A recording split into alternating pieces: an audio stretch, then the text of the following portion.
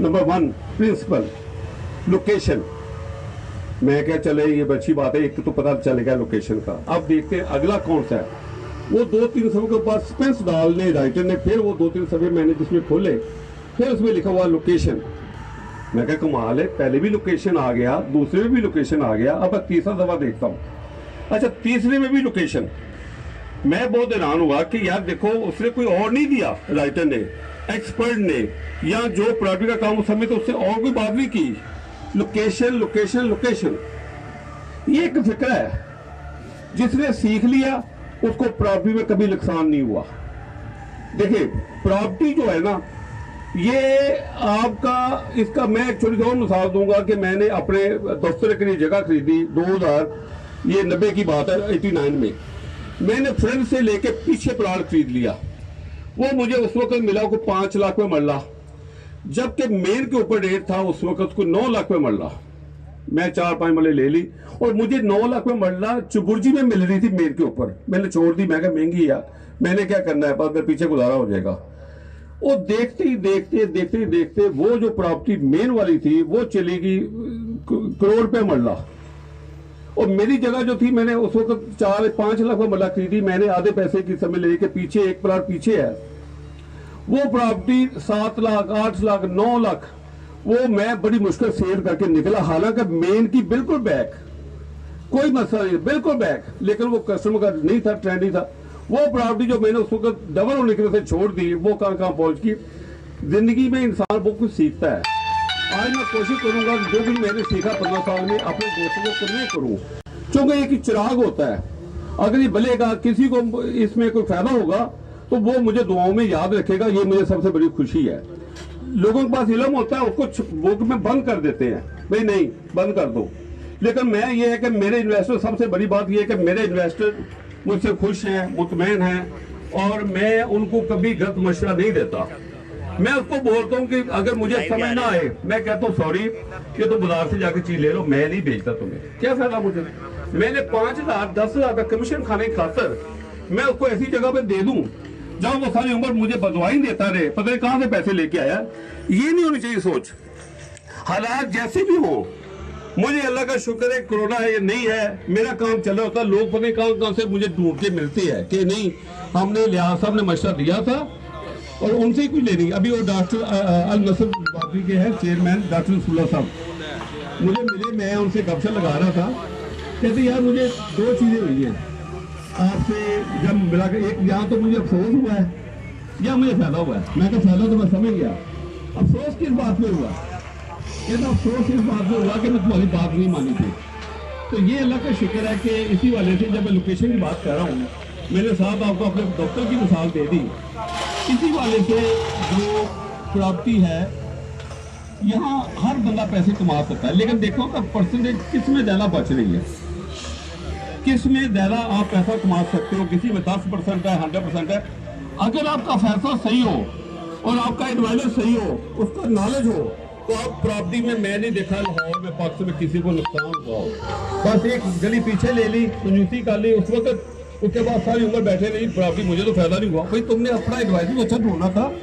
अगर आपका एडवाइजर अच्छा है तो हमेशा आप तरक्की करते हैं।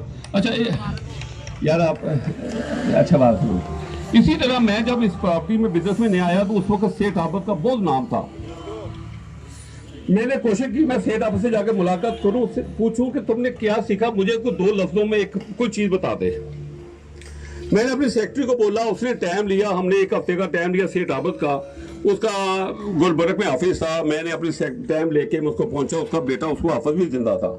मैं के साथ केक शेक ले गया, गुलदस्ता ले गया कि मैं एक टाइकून या बिजनेसमैन था, उसको मिलने जा रहा हूँ, कुछ मुझे सीखने का मिलेगा। हमने चाय शाय पी, आधा चीज। मैंने सेठ साहब से एक बात की, सेठ आबद से। मैं कहा सेठ साहब मुझे ये बताएं कि मलिक रियाद आपके बाद आया है, आप वो बहुत आगे निकल गया, वो सोसाइटियां बना रहा है, आपने क्यों नहीं अभी तक बनाई। उसकी भी थी लेकिन आपका इतना ज्यादा नहीं आपने किया। लाइव चल रही है। उसने एक बात तो मुझे ये बताई, क्या लगा कि एक काम करो, मैं इंचों पे जगह भेजता हूँ, मैं प्लाजे बनाता हूँ, वो सोसाइटी बनाता है। चल एक बात उसे ये बताई। दूसरा मुझे, मैं एक बात मैं कहा मुझे अपने एक्सपीरियंस की बिना पे एक लफ्ज ऐसा को बता दे कि मैं प्रॉपर्टी में नया आया हूँ, तो मैं आपसे सीखने का मुझे मौका मिले। उसने मुझे कहा कि लिहाज मेरी बात सुनो, एक बात याद रखना, मेन बुलेवार्ड कभी ना छोड़ना। मैं कहूँ उसकी क्या वजह है? कहता गांव शामिल होके गलियां तो बन जाएंगी, सोसाइटियां तो बन जाएंगी, तो मेन बुलेवार्ड जो होगा वो ना कभी छोड़ना। मैं कहा मेरा काम पूरा हो गया। बस मैंने ये बात उनसे सीखी। उसके बाद देखें जीटी रोड देख लें कहां पहुंच गया, मेन बुलेवार्ड। मैंने सोसाइटी का कोई भी मेन बुलेवार्ड आए तो मैं उसका फेवरेट होता हूं। मैं कहता हूं मेरे इन्वेस्टर को भी फायदा होगा और मुझे भी फायदा होगा, ये मुझे दे दो। शेख मकसूद साहब उनके बेटे अभी आ रहे हैं, उतनी देर में मैं आपसे बातें कर रहा हूँ कि मैंने वो मकसूद साहब मुझे 5 साल पहले जब मैंने यहाँ बिजनेस किया, हमने 500 प्लाट बेचा, इनकी मेहरबानी, उन्होंने मुझे अवार्ड दी, गाड़ी दी, गिफ्ट किया। वो 500 प्लाट मेरा सारा का सारा लाहौर बिक गया था दिनों में। क्योंकि इंसान की अच्छी रैपो हो तो लोग पैसा लेकर उसके पीछे घूमते हैं। इसी वाले से मैंने जब इनसे कहा, इन्होंने बार बार मुझे कहा मकसूद साहब ने कि लिहाज तुम्हारा दफ्तर यहाँ होना चाहिए। मैं कहता मैं लाहौर में बिजी हूँ, मैं नहीं आ सकता, मैं नहीं है टाइम। लेकिन ये हर दफा यही कहते थे नहीं तुम यहाँ आओ।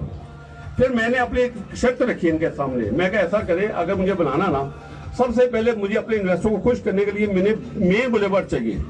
कह लगे वो तो बिक गया है, करोड़ सवा करोड़ रुपए का रेट है, यहाँ ये ले लो तो दे लो। नहीं, अब उनका लकीली फेज 2 आ गया। कहने लिया अभी मुझे 15-20 दिन पहले तो फोन आया, लिया तुम आ जाओ लाहौर। मैं क्या हुआ, तुम्हारी फेवरेट चीज मैंने तलाश कर ली है, आ जाओ। मैंने उनसे ये एक प्लाट जो मेन बुलेवार्ड के इनसे उठाए हैं, मेरी दोस्त है, और वो भी ये जो रोड है देखिए, एक टावर सन से आप लोग सब बैठे हुए हैं कि मेन बुलेवार्ड के ऊपर इस वक्त करोड़ रुपए रेट है, यहाँ 1.25 करोड़ रुपए रेट है 4 मरले के प्लाट का, जबकि उसका आप कह लें कि 1.5 करोड़ रुपए भी रेट है 4 मरले का। इस वक्त डीलर बैठे सबको पता है, कम से कम जो रेट है 95 लाख से कम नहीं है। ये फेज 2 में लेके आ रहे हैं, उससे 30 फुट बड़ा रोड, यानी कि ये है 40 फुट की पार्किंग एक तरफ, 40 एक तरफ, 80 120 फुट का रोड है। मैं चाहता हूँ टेक्निकली आप समझ के जब चलेंगे प्रॉपर्टी में कभी मार नहीं खाएंगे, कभी आप हमेशा आगे चलेंगे। मैं आपको कुछ भी कहूँ, सबसे पहले बैठ के उसके ऊपर सोचें, मशवरा करें। वो अगला जो रोड है वो 150 फुट रोड है, 30 फुट की 40 फुट की पार्किंग करके 230 फुट का रोड है। इतना बड़ा रोड बैरियडों ने बनाया या मास्टर सिटी बना रहा है, और मास्टर सिटी के लिए मैं चाहूंगा क्लैपिंग की जाए। ये नहीं कि देखें, मुझे याद है अभी ये साकिब नजीर साहब बैठे हुए हैं, ये एडवोकेट है सुप्रीम कोर्ट के, इनका नाम ले रहा मैं भूल गया। ये मेरे बचपन के दोस्त भी हैं, मेरे बचपन में इकट्ठे गुजारा है। जो ये बात होती है ना इसकी, अपना मैं बात कर रहा था उनकी कि मैंने ये 230 फुट के ऊपर उनसे जो कहेंगे मुझे 65 लाख रुपए का, मेरे उनसे बात हुई, कह रहे महीने में पैसे मुझे चाहिए।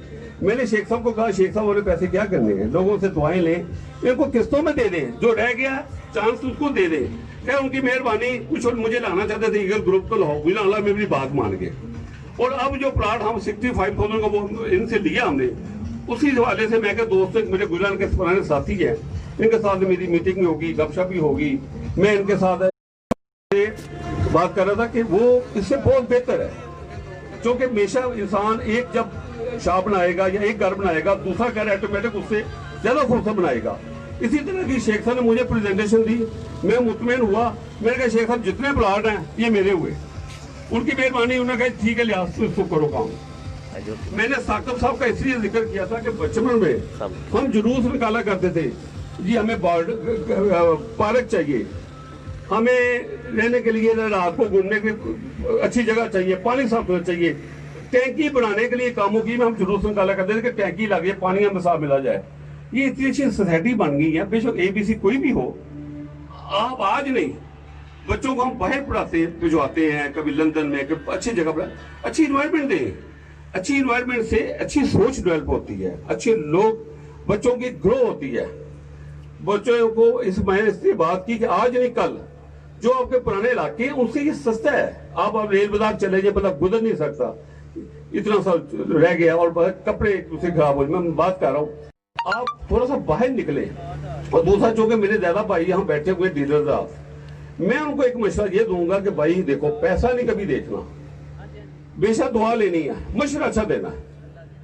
ये कई दफा ऐसे हुआ है, मेरा बहुत दफा ऐसे हुआ है कि बाद दफा मेरे किसी ने कन्विंस किया मुझे कि ये मुझे प्लाट ले दो। मैंने उसको कह दिया भाई ये प्लाट मैं बाजार से ले लो। खैर उसने वो बात नहीं मानी। उसके बाद उसने कहा लिहाज साहब देखो, अगर वो बात में आपकी मानना होता तो पैसे उसमें भी बचे हैं जो उसने खरीदा, लेकिन उसमें पैसे तो 10% साथ में बचे हैं, 5% बचे हैं, 20% बचे हैं। लेकिन ये होता है कि हमने प्रॉफिट लेना 100%। 100% प्राप्त करने के लिए बड़ी मेहनत करनी पड़ती है। जो आपका एडवाइजर हो, उसका नॉलेज हो, उसका विजन हो, उसको पता हो कि मैंने इस तरह काम करना है, मैंने इस तरह अपने इन्वेस्टर को खुश करना है, मैं इस तरह आगे काम करना है। इसी वाले से हमेशा आप ईमानदारी से कोई बिजनेस भी करे। रेपो ये ब्रांड है क्या?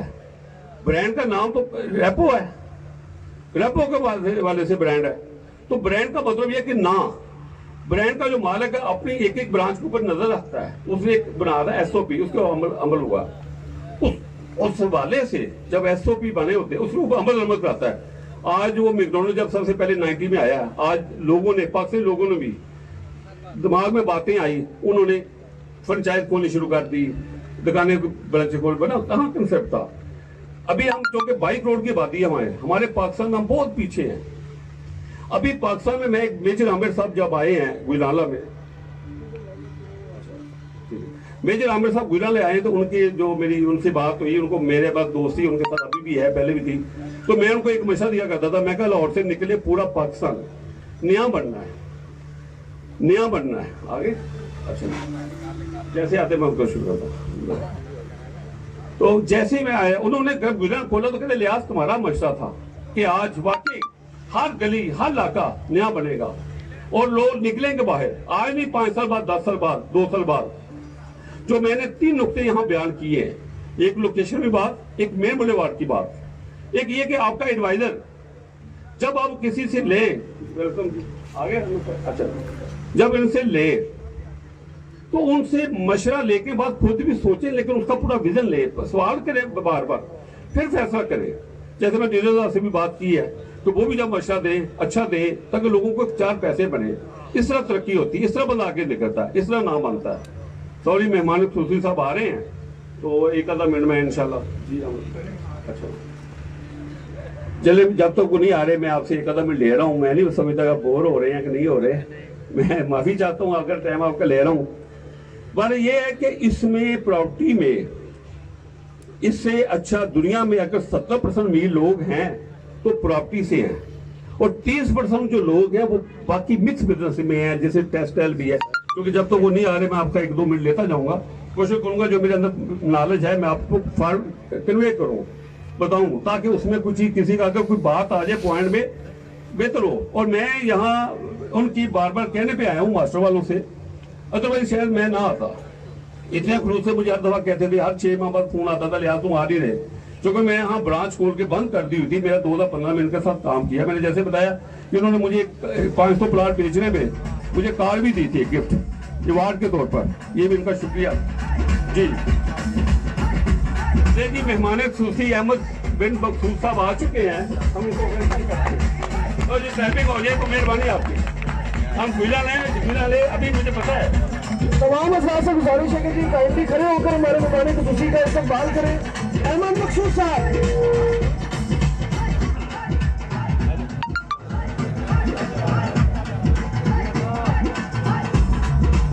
जनाब अहमद बखसूस साहब को हम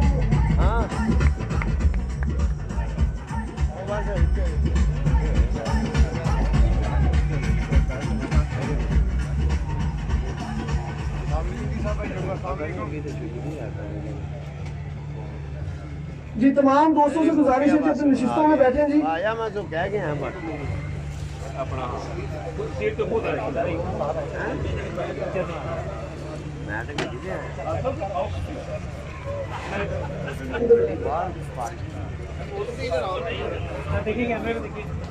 कि डांसिंग फाउंटेन देख के जी मुझे मास्टर के विजन का अंदाजा हो रहा है कि तमाम अफराद जितने लोग यहाँ बैठे हैं, यकीनन अगर कोई दुबई विजिट करके आया है तो यकीनन आप इसकी तशबीह दे सकते हैं कि दुबई डांसिंग फाउंटेन जैसा इन्होंने डांसिंग फाउंटेन लगाया है।